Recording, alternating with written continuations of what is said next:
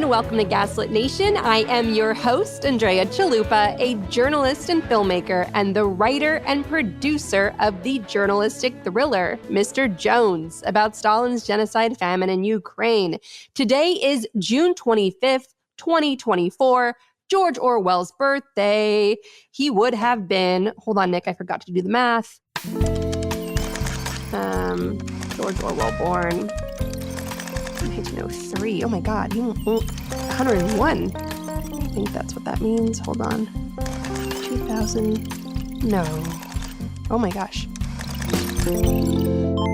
He would have been 121 years old today. If the Silicon Valley fascists had invented a way to live forever, he might still be here. We're celebrating with a special Gaslit Nation virtual live interview with Craig Unger, an investigative journalist and international best-selling author of 5 books on the Republican Party's assault on democracy, including House of Bush, House of Saud, House of Trump, House of Putin, and American Kompromat. With us in the audience, the virtual audience, are several listeners in the Gaslit Nation Patreon community who support the show. If you would like to join us for future live tapings, like the interview with cult expert Dr. Yana Lalick, that is July 15th, 8 p.m. Eastern. That's our next live taping. And Dr. Lalick is going to help us make sense of the MAGA cult rally at the Republican National Convention that week in Milwaukee. Be sure to subscribe to the show at the Truth Teller level or higher at patreon.com/gaslit. That's patreon.com/gaslit. And you can join us for our next live taping with a renowned cult expert as we're all witnessing a death cult at the Republican National Convention that week. So come heal self-care at that week's Gaslit Nation live taping. You know you're going to need it. I'm going to need it. That's why I scheduled a renowned cult expert, Dr. Lalick, for that week, because I know all of us need to come together and just say, what the fuck? All right. And to get access to that, that's patreon.com/gaslit. And to submit questions to our regular Q&As, be sure to subscribe at the Democracy Defender level or higher. Thank you to everyone who supports the show. We could not make Gaslit Nation without you. Before we start our interview with Craig Unger, I want to invite you all to our next phone bank party with our friends at Indivisible, calling our fellow citizens in Republican hostage states in the Midwest, like Ohio and Missouri, refusing to leave them behind. We are chipping away at Republican authoritarianism in these laboratories of dictatorship in so-called red states like Ohio and Missouri. One phone call at a time, we are like water, eroding their white patriarchy fascism. Our very first phone bank of this season, just last week, made over 14,400 calls for key Senate races in the Midwest. And every phone bank, we're going to reward the caller who makes the most phone calls that night.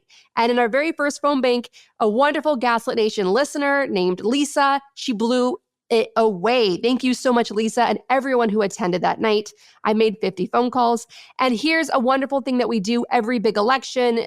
Tweet at us or Mastodon at us, or wherever you are on social media these days, tag Gaslit Nation and let us know what you are doing to get out the vote. We're going to collect the folks' names that are doing that and select 5 of you to come on this show for a special Gaslit Nation taping on saving democracy as we all regroup after the election and make sense of what we all went through and find our voice, find our grounding after what's going to be an extremely intense election with many October surprises. The October surprises will have October surprises. It's going to be a ricochet of October surprises, but we're going to get through it. We're going to ultimately prevail, and we're going to stay together and chip away on this MAGA cult death grip on our democracy to rebuild things and Trump-proof our democracy. We're going to get the legislation passed in the last states that we need it passed in to ensure that the national popular vote, not the Electoral College, decides our elections.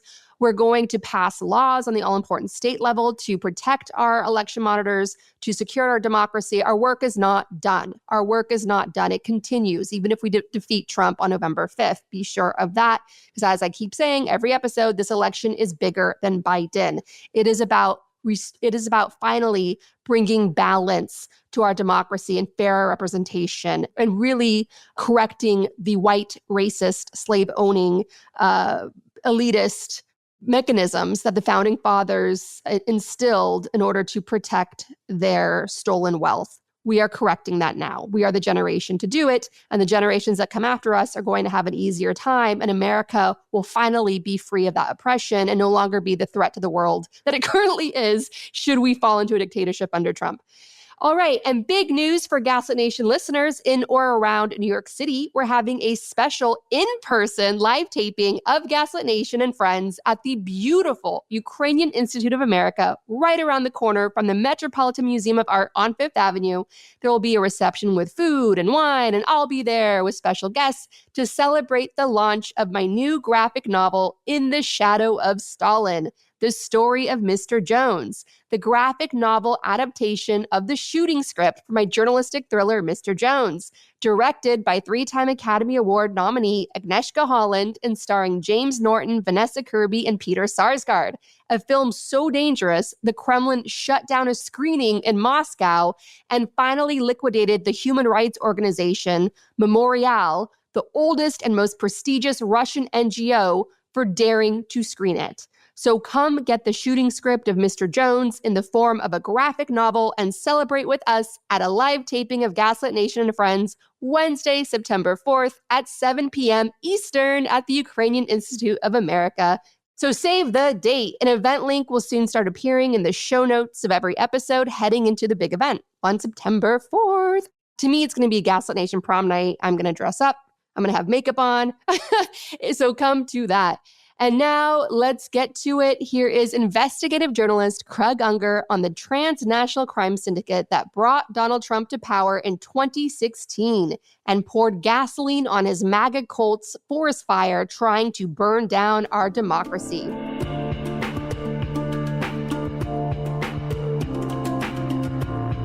Let's get into this. Thank you so much for being here. All right, so tell us about the reporting that went into your book, American Kompromat, especially the verification that you got from inside sources from the KGB that Donald Trump is a Russian asset. Right. Well, one of my primary sources on that was a man named Yuri Spitz, and he was a major in the KGB, and I thought it was sort of a coup to get someone to talk to me openly, and I was able to have dozens of hours of interviews with him. And then I had months to start checking up the way it happened. This goes back to, and I'm sort of surprised and somewhat disappointed this isn't more of an issue. It's just come back now that Trump is running again. But Trump, this is the story of how Donald Trump was recruited as an asset for the KGB. And at the time, Yuri Spitz was a major who was stationed in Washington, D.C., His cover was that he was a journalist, a reporter, but he was secretly recruiting assets for the Soviet Union. This is back during the Cold War. And he was based in Washington, D.C., and his colleagues in New York were also recruiting spies for the Soviet Union. And a lot of them were stationed at the United Nations. And the way this happened began when Trump's first success, and it's one of the few genuine business successes he really had, was when he developed what is now known as the Grand Hyatt Hotel on 42nd Street, New York, right next to Grand Central Station. And at the time, New York was really in the dumps. He got it for a song. He got fabulous tax abatements, and he helped develop the hotel. And like any hotel, it needed lots of television sets for all the guest rooms. So where did he buy them? He bought them from a store that served the Soviet Union. I mean, there are a lot of places to buy TV sets in the United States, but this is where he went. He got them from a guy. The guy selling was Semyon Ghislaine, who was still around. Ghislaine was, according to my source, his role was to recruit assets for the Soviet Union. So he came to Trump with an offer Trump could not refuse, that is, hundreds of TV sets that were very, very cheap. And that was the beginning of their relationship. And I could trace it from there to a woman named Natalia Dubinina. Natalia Dubinina was the daughter of the ambassador, a man who served both as ambassador to the United Nations and later to the United States. And she was stationed in the UN library. And if you worked for the Soviet Union back in those days and were stationed in the UN library, chances are you were a spy. And there were hundreds of them. This was later revealed in widespread stories throughout the 1980s. And Trump became very close to them. They said they were thrilled with Trump Tower on Fifth Avenue. They wanted one in this Moscow as well, and they started to curry favor with them. And it was really the KGB that first sent Trump to the Soviet Union in 1987. Wow. So what is the confirmed date of when the Soviet Union really zeroed in on Donald Trump? Like, how long has the Kremlin been developing him into a Russian asset? Well, this is for over 40 years. And then to be clear, an asset is different from an agent. An agent is someone who's on the payroll, effectively. He or she is tasked with very specific tasks, and they know that they are who they're working for and what they're doing. They're well aware for it. An asset can be a little more subtle. And it's just they think of them as a friend who could do favors from time to time and who can deliver information. Going way, way back, most of your listeners are probably too young to remember Armand Hammer, who was a big billionaire oil executive. He had huge relationships with the Soviet Union that made him billions of dollars. And by this time, he was getting on in years, and Trump, in a way, seemed to replace him as someone the Soviets could rely on. Incredible. When your book, American Kompromat, came out, confirming what the Mueller report and the bipartisan Senate intelligence report basically said, that the Russians had been developing Trump, and they had this whole operation to bring him to power in 2016. Your book, American Kompromat, built on that. It was such a bombshell book. And I noticed in the media, I witnessed this live happening, that there was a lot of hostility towards your book, like an aggressive censoring of it. I even witnessed the MSNBC anchor, I believe it was Alexandra Witt, the very blonde one, and saying that I witnessed her saying this about your book. Oh, and there's even this book out there claiming Trump's a Russian asset. I won't even say the name of the book. I witnessed that. And Right. I was like, oh, how dare they? So what was that response like, and where do you think it's coming from in the mainstream media? Well, it was disappointing. The book did make the New York Times bestseller list, but the New York Times didn't mention it. And also the same in a way with House of Trump, House of Putin. At least there I got a lot of exposure on MSNBC. But by the time it came out, Biden had taken office, and there was definitely a sense of, oh, we've had enough Trump. And I was getting a lot of that. At the same time, I don't think a single person disputed a single fact that I reported in my book. And my books tend to be, I try to document them very thoroughly. Each of them has roughly 1,000 source notes. So you can check up on me, and no one has disproven any single element of it. Right. Absolutely. That's without question. But here's my theory. Mainstream media, government, whether it's Trump or Biden's government, if they were to truly lay it all out there, as you have an American Kompromat, that would force them to actually do something about it. Like cleaning up America's laws, and also taking to task the CIA and the FBI from allowing it to get this far. Right, absolutely. I look back, I'm old enough that I was actually alive during the Eisenhower administration, and his chief of staff, Sherman Adams, this is a horrifying scandal. He received an overcoat from someone who had business with the government, and it was worth over $500. And it became such a national scandal, of course, that he was hounded out of office and prosecuted. Today, we have a situation where Jared Kushner got $2 billion from the Saudis, and it's yawn. Or Donald Trump has ties with laundering money for the Russian mafia, as I reported in the House of Trump, House of Putin, big deal, right?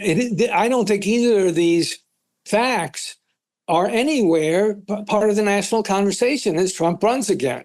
And it's very hard. You feel this is what is so Orwellian about today, is that you see the end of truth. You see people forgetting things automatically. And no matter how big it is, I can't imagine penetrating the right-wing half of the nation. I mean, you're not going to get into Fox News. You're not going to get into Breitbart. You're not going to get into their social media. And that's what's so horrifying about what's happened today to me. I mean, at least when I grew up, it seemed that most of us shared the same set of facts. The media, the mass media certainly wasn't perfect. But for me, what shaped me as a journalist when I was in college and just getting out were stories like the My Lai massacre or the Pentagon Papers or Watergate. Everyone in the country knew about those back then. Today, I think there'd be a blip in the nation's consciousness. Oh, wow, absolutely correct. And what are some ways Donald Trump was developed over the decades by the Russians? And what are some ways that Donald Trump as president returned the favor? Right. Well, I mean, when I asked Yuri, how do you recruit someone? He said, you become their friend. You flatter them. You be nice to them. You give them what you want. Do you think Donald Trump is susceptible to flattery? He loves it. So they were going on and on about how wonderful the Trump Tower is. Gosh, we wish we could have that in the Soviet Union. Well, if you believe that thing, this was during the Cold War. They hated us. They were virulently fighting capitalism. They want a monument to capitalism in the middle of Red Square. It made absolutely no sense. But Trump went ahead with that. When he got there were various reports of him being plied with women and so forth. Some of those stories are conflicting, but at the same, Yuri Svitz was cultivating a source in Moscow at the same time Trump was being cultivated by someone else. So I got a good sense of how that system works. And as soon as Trump got back into the United States, he went to the Washington Post, to a lot of people in the press, and said that he was a foreign policy expert and that he should be a moderator. He should be negotiating the SALT talks. And he always said, he's still saying this, his uncle was at MIT, knew a lot about nuclear power, it's horrible, right? And because his uncle knew it, that meant Trump knew it. And he was never an expert on any of this in any way, but and people forget, he actually started an abortive presidential campaign in 1988. This was the end of the Reagan administration. George H.W. Bush, that's Bush Sr., was the presumed nominee, and in fact ran and won in 1988. But Trump briefly tried to put his foot in the waters and went to New Hampshire, which is one of the rites of passage if you're going to enter that. It went nowhere, of course, but it was in his mind back then. And you can see how easily he was manipulated. Absolutely. And so I have a question here from a listener.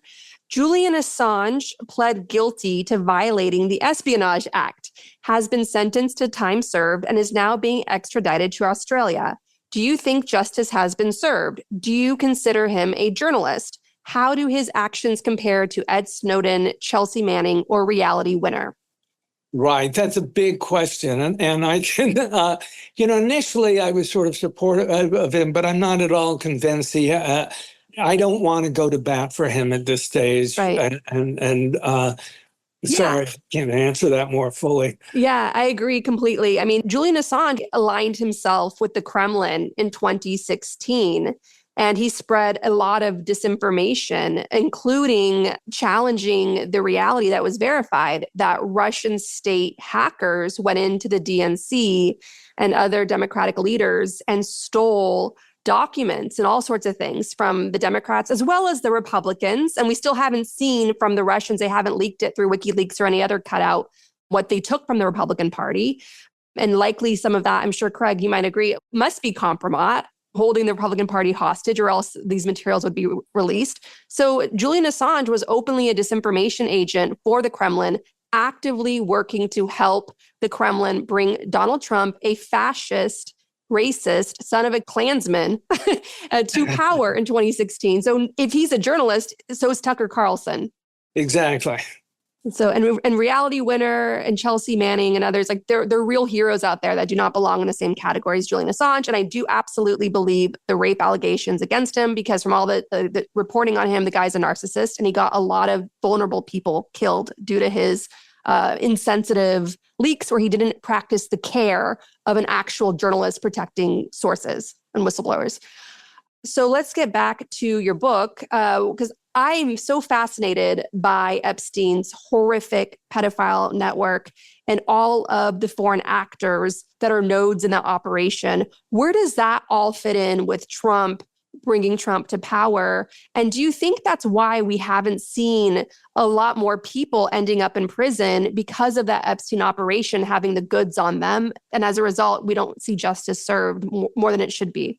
Right. Well, again, there are a lot of unanswered questions. I mean, I don't know the real story about Jeffrey Epstein's death. I mean, one of the more interesting asides from it is that there were people in the Palm Beach Sheriff's Department, including a deputy sheriff there, who was very, very widely disliked and absconded, he told me, with something like 478 sex tapes from Jeffrey Epstein. This is after the Palm Beach Sheriff's Department had begun investigating Jeffrey Epstein. He went on the lam suddenly and ended up in Moscow, he said, with those 478 pages. And he later posted a photo of himself with a man named Pavel Borudin, who is a very highly placed figure in Putin's government. And the question is, what happened to those sex tapes? Did he really have them, as he told me he did? Yeah. Did he share them with Russia? We don't really know. And I think it's one of the great questions, unanswered questions so far, along with Epstein's death. And I frankly don't know the answer. I went as far as I could with it in American Kompromat. Do you think Epstein is indeed dead? Well, I honestly don't know. I mean, when you see the picture of the orange linens or whatever they are in the jail cell, it didn't look like they were tied at about 3 feet off the ground. And I don't know how you can hang yourself from waist high. So I don't know the answer. There just seemed to be a whole lot of coincidences. The cameras went out, the guards were away. I have learned never to discount incompetence, but this seems to be stretching that a bit. Yeah. And what was Epstein's relationship with Donald Trump? And how do you think that played a role in helping bring Trump to power in 2016? Well, they were close. And there are just too many photos of it and too many stories about it to deny that. I mean, Trump said it himself. They were very good friends. You know, I would love to know the backstory on the Kompromat there and whether it was used in bringing power. I mean, we did see Leon Black had been paying Epstein something, I think it was over $150 million for tax advice. That's significantly more than I pay my accountant. And it seemed like, no, you don't pay your accountant that much money for tax advice. There had to be more to it. But it's never really been solved. And, you know, you had Bill Barr in charge. It was Attorney General during all of this. And he had reasons to hide things. Barr, to me, is extremely unreliable and was always doing things for partisan political reasons. So it was shut down. And I don't know if we'll ever know the full truth. Right. And Christopher Wray's FBI isn't coming out with the full names of Epstein's clients, and it's left to the victims themselves to bring these very dangerous and expensive legal cases to try to out some people and get some justice. Right. And so basically our law enforcement is continuing to protect the rich and powerful. I think so. I mean, I don't know if it'll ever be opened up. When I talked to the deputy sheriff from Palm Beach County, he showed me a sex video And it was very grainy. It was black and white, suggesting media technology from like the 90s or something. He said the man involved was a highly placed media executive, and I was unable to confirm it. It was someone I had not heard of, to be honest, but I did Google him, and he had a nice 8-figure salary, but I could not confirm it in any way, and I didn't publish that. Was Jeffrey Epstein's operation a tool of a foreign adversary, maybe even the U.S. deep state? Was he a tool of a government to try to collect compromat on people and control people? Well, there's reason to believe there were Russian women involved. A woman named, I believe her name was Masha Drakova, and she was head of, forgive me, I forget the Russian name for it, but it was essentially the Putin youth movement, and she was head of it, and she ended up doing PR for Jeffrey Epstein, of all people. So there were links like that were very, very suspicious. And a man named Jean-Luc Brunel was ran a so-called fashion model agency. And in many of these fashion agencies, you had one or two top-tier models, supermodels who could make loads and loads of money. But a few notches below were women, young women, who were really looking for work and couldn't get enough work. And they would be supplied as party favors to oligarchs and billionaires and so forth. And Jean-Luc Brunel was part of that. He ended up allied with Jeffrey Epstein, and it was apparently supplying women to Epstein as well. And in turn, there was I guess you'd call him a pimp, named Peter Listerman, who was sort of the super pimp for Russian oligarchs. So there is a very, very dark history there that has not been fully revealed. I remember watching Melania's face when she met Putin face to face. When I don't know if it was the Helsinki trip or another trip. And I remember Melania almost staring down Putin, giving him a very stern look. And it was sort of a flash of game, recognized game. And it gave credibility to the speculation that Melania, given her family's own connections with the state, security services back in Slovakia, that she may have been part of that larger operation from the KGB, from the FSB to develop Trump. Would you say there's any, what are your thoughts on that? Well, I can't confirm it. I mean, I cannot certainly understand the speculation. I mean, there's reason to, but I've been unable to confirm it.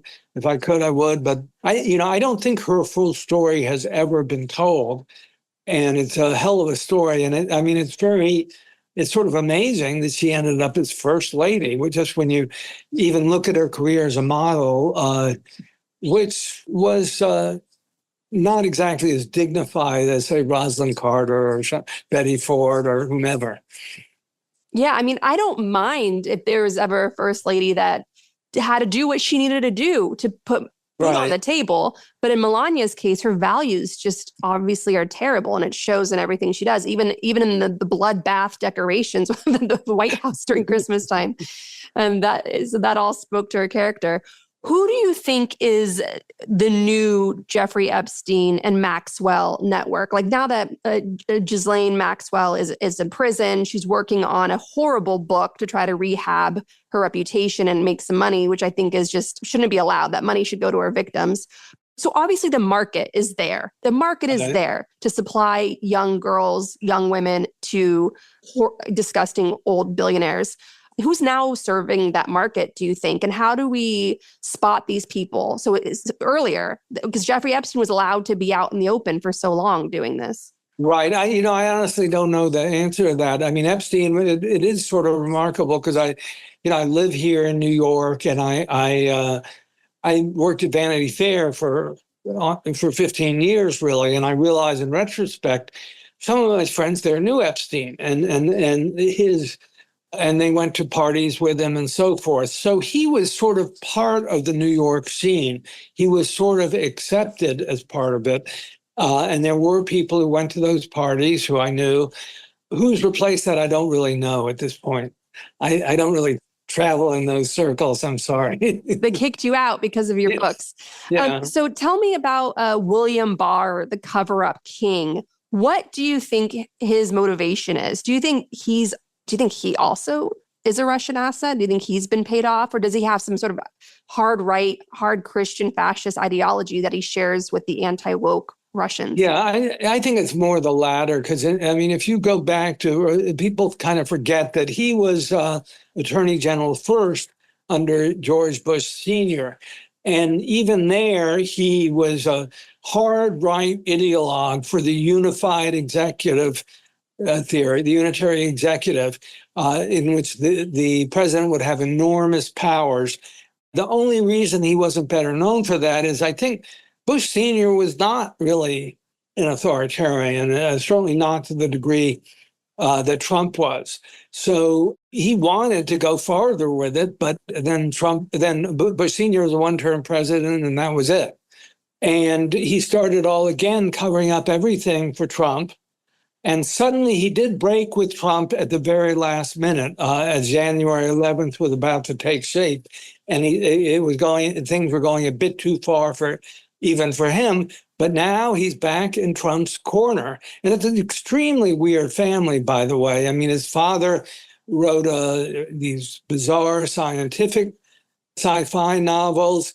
He started out, as a headmaster, and I believe it was Dalton, and hired as a teacher Jeffrey Epstein.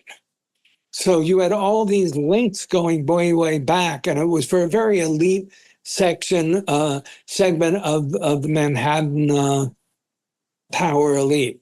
So we've been diving into the Reagan Revolution and how the religious right helped bring Reagan to power, and the religious right determined to overthrow our democracy and establish a strongman. And Trump is finally their strongman, and they're aligned with the Russians. And now you have this big old MAGA cult to try and once again establish a dictatorship. On January 6, 2021, and now with Project 2025. And so that really points to Reagan sort of laying the groundwork that Trump has built off of. What are some ways that the Reagan Revolution has led to the Russians bringing Trump to power in 2016? Well, there are a lot. I mean, one is you do see the coming together of the evangelicals and the Christian right and the Republican Party. And that really grew directly out of Roe v. Wade, and I think it was 1973. And at that point, Jerry Falwell met with Franklin Schaeffer, who was sort of the great theologian for the Christian right. And they said, it's time to put politics back in the pulpit. And suddenly you had thousands of pastors, each of whom had a fairly large constituency, and they became hardcore Republicans. And it was a very dramatic political moment. It's interesting. It did not happen under Jimmy Carter, who was an evangelical, but he was not obviously a right-wing Republican. It did happen under Reagan. Another factor in all this, and that goes right through today. I mean, we see it very much happening with Trump. I mean, it's very odd that Trump should be considered a savior for evangelicals. One thing Orwell talked about a lot was how leaders come up that seem to satisfy a need for their constituency, and Trump is their savior. He's their warrior. It's very odd that a guy who goes out with porn stars and is clearly, has done so many sort of vulgar things, would be such a leader for them. Some of them say, it's easy to lie down with a lamb. We are lying down with a lion. He's our warrior. And that attitude persists, and it becomes unshakable. Another thing that very few people see is that the Republicans have done this again and again and again in my lifetime. I'm going back to 1968, really, is they hijack American foreign policy secretly. And to me, it's potentially a violation of the Logan Act, which suggests it's treasonous. But in 1968, Lyndon Johnson was actually trying to end the Vietnam War with the Paris peace talks. And Richard Nixon was challenging, running against Hubert Humphrey. And at the last minute, he used a woman named Anna Chennault to get Vietnam to pull out South Vietnam, to pull out of the Paris peace talks. So it looked like the Democrats were completely inept. And that helped tilt the 1968 election to Richard Nixon. You had that happen, and I'm not going to go into it again, in 1980. Well, one thing, when that happened in 68, Nixon was so scared that the Democrats had tapes about it that he sent out a group known as the White House Plumbers to investigate and break into the Brookings Institute and to a place called the Watergate Hotel. So that came to another scandal.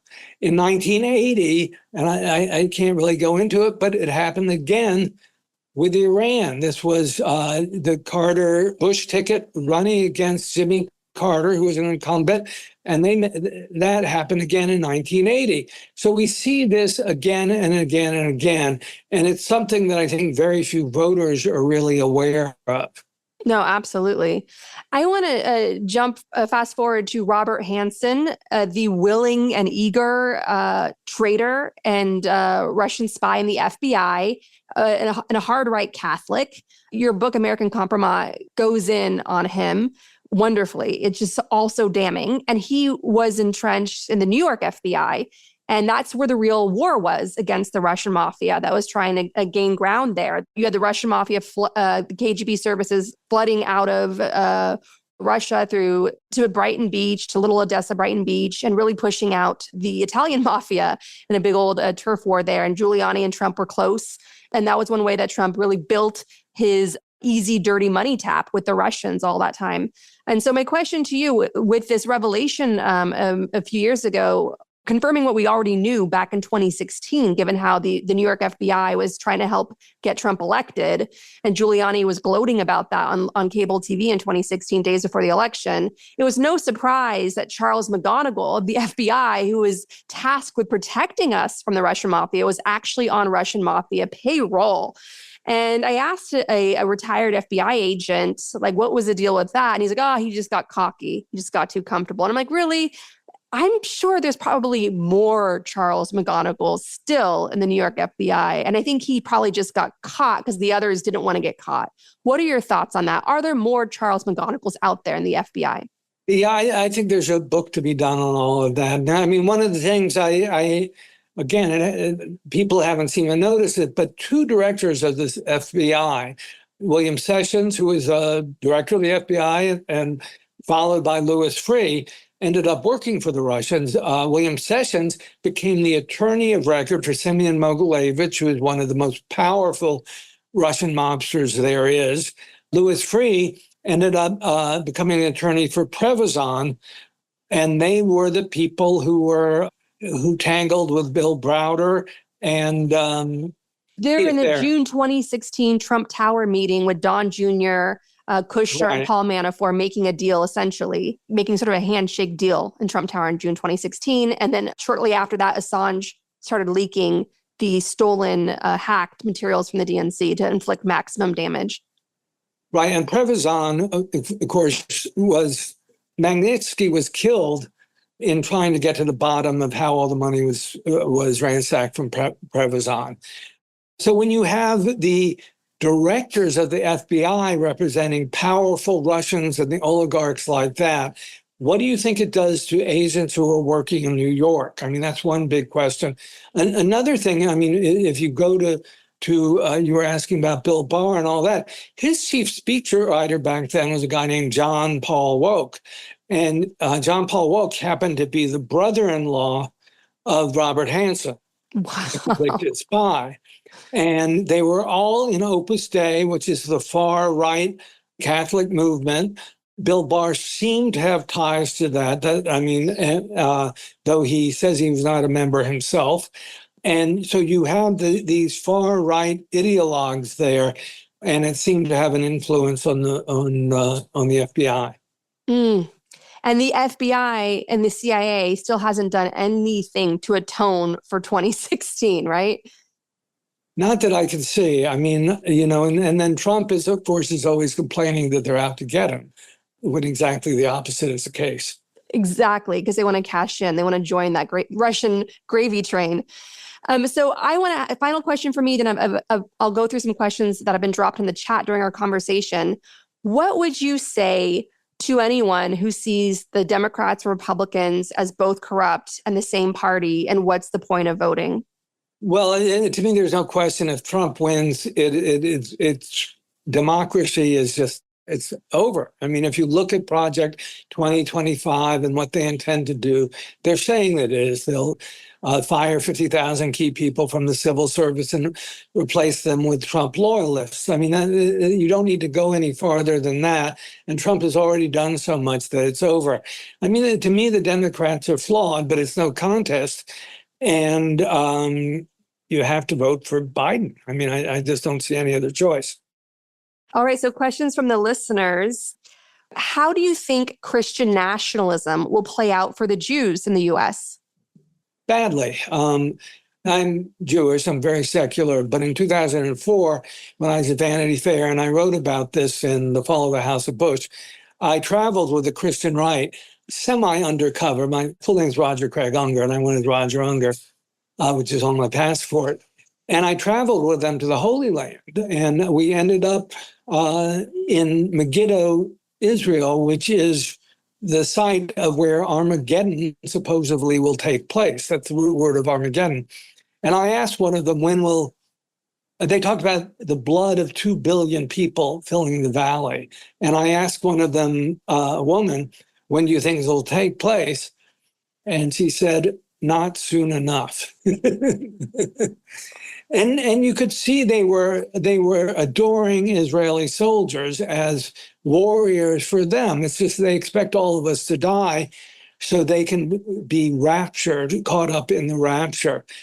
And I was traveling with Tim LaHaye, who is the author, the best-selling author in American history, by the way, by some counts, 80 million books sold. And this is the rapture. There have been movies about it. This is their fantasy. And it's sort of extraordinary that so many Americans believe in it. This election is here and it's happening. And it's bigger than Biden. We have the chance to hack away at corruption at the root by building our power at the all-important state level, where crucial quality of life issues, from voting rights to environmental protections to LGBTQ+ rights and more, are decided. Karl Rove ran the same strategy for the GOP during the Obama years, laying the groundwork for Trump to come to power in 2016. Now we're reversing this dangerous trend, securing key victories in swing states to protect our elections and advance progressive laws in states like Michigan and Wisconsin. Yes, even Wisconsin. Another world is possible when we unite and build together. Here's how. Join me, Andrea, at State Fair, a giving circle that collects small dollar donations among friends and family to build big power in key states. If 1,000 Gaslit Nation listeners set up a $5 recurring monthly donation, that's $5,000 we're sending to turn so-called red states purple and so-called purple states blue. Some of the races we've supported won by only a few votes. And we flipped the House in Pennsylvania, flipped the entire House, all right? Elected like 12 new people, massive. And they have a crazy, extra crazy Republican Party in Pennsylvania. And that's what we did together through States Project. Thank you. Your $5 monthly donation will make a huge difference. Join me and my friends at State Fair today. You can sign up at gaslitnationpod.com. Just click on the 2024 Survival Guide on our homepage. Step number 2, are there any young people in your life, Gen Z or younger? Give them the gift of the excellent book, Run for Something, a real talk guide to fixing the system yourself. It helps people of all ages run for office. So if you're thinking of running for office, be sure to read this inspiring and practical guide. Both the book and the organization, Run for Something, encourage, recruit, and train young people to run for office and flex their power. Inspire a young person and anyone you love and trust with empathy in their hearts and science in their minds to run for office today. Number 3, help The Helpers. State Bridges is a sister district action network program in which volunteers from across the country fundraise for organizations doing year-round power building in key battleground states like Arizona, Pennsylvania, Michigan, and Wisconsin.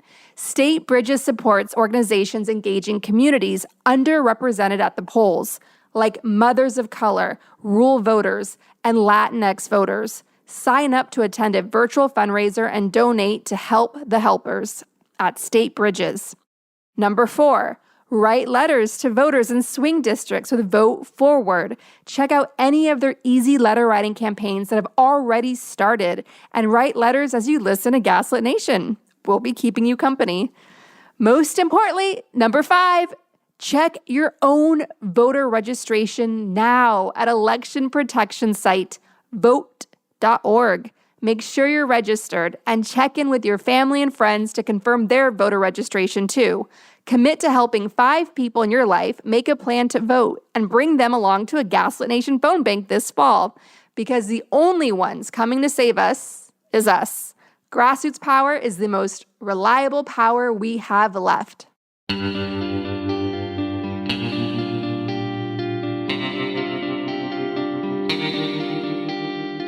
Our discussion continues, and you can get access to that by signing up at the Truth Teller level and higher on Patreon at patreon.com/gaslit. It's Pride Month. On behalf of everyone here at Gaslit Nation, we extend a happy Pride to all of our listeners in the LGBTQ+ community. You and your loved ones are not alone in this time of genocidal hate. The Gaslit Nation community has your back, and wherever you are listening, we love you. You're perfect. We're going to get through these dark times together. To help us do that, let's all come together and support these worthy organizations doing extremely important work for human rights. Lambda Legal is committed to achieving full recognition of civil rights for LGBTQ+ people and everyone living with HIV, to ensure legal protections and to end discrimination. Donate at lambdalegal.org. That's lambdalegal.org. And Lambda Legal also provides free services from those impacted who need the support. Trans Lifeline provides trans peer support that's been divested from police since day one. They're run by and for trans people. Donate at translifeline.org. That's translifeline.org. The Audre Lorde Project is a lesbian, gay, bisexual, two-spirit, trans and gender, non-conforming, people of color community organizing center focusing on the New York City area. Donate at alp.org. That's alp.org.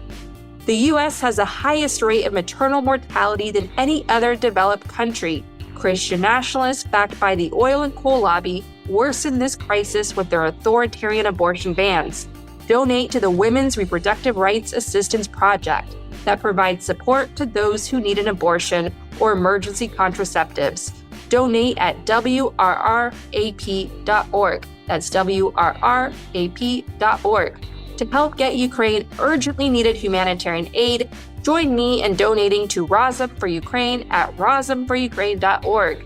To help civilians and refugees in conflict zones, donate to Doctors Without Borders at doctorswithoutborders.org. And if you want to help critically endangered orangutans, yes, that's how you say it, already under pressure from the palm oil industry, donate to the Orangutan Project at theorangutanproject.org. Gaslit Nation is produced by Andrea Chalupa. Our production manager is Nicholas Torres. And our associate producer is Carlin Daigle. Our episodes are edited by Nicholas Torres. And our Patreon exclusive content is edited by Taj Easton and Carlin Daigle. And a big warm welcome to Gaslit Nation's first ever artist in residence who will be with us through the summer of 2024, getting us ready for victory on November 5th. A big Gaslit Nation welcome to Jerica Miguel, the wonderful singer-songwriter. You can find her work at Jerica Miguel. That's JerikaMighelle.com. Her music is incredibly haunting. You heard it on the show at the very end of May, and you'll hear it again, getting us ready for the election. If you like what we do, leave us a review on iTunes. It helps us reach more listeners. And check out our Patreon. It keeps us going. Original music in Gaslit Nation is produced by David Whitehead, Martin Vissenberg, Nick Farr, Damian Arriaga, and Carlin Daigle. Our logo design was donated to us by Hamish Smythe of the New York-based firm Order. Thank you so much, Hamish. Gaslit Nation would like to thank our supporters at the producer level of Patreon and higher. Work for better, prep for trouble. That's right. Lily Wachowski, John Schoenthaler, Ellen McGirt, Larry Gasson, D. Scott, Ann Bertino, David East, Joseph Mara Jr., Mark, Sean Berg, Kristen Custer, Kevin Gannon, Sandra Collins, Katie Masuris, James D. Leonard, Leo Chalupa, Carol Golstad, Marcus J. Trent, Joe Darcy, Ann Marshall, D.L. Singfield, Nicole Spear, Abby Road, Jans Alstrup Rasmussen, Sarah Gray, Diana Gallagher, Leah Campbell, Jared Lombardo, Ann Marshall, Tanya Chalupa. Thank you all for your support of the show. We could not make Gaslit Nation without you.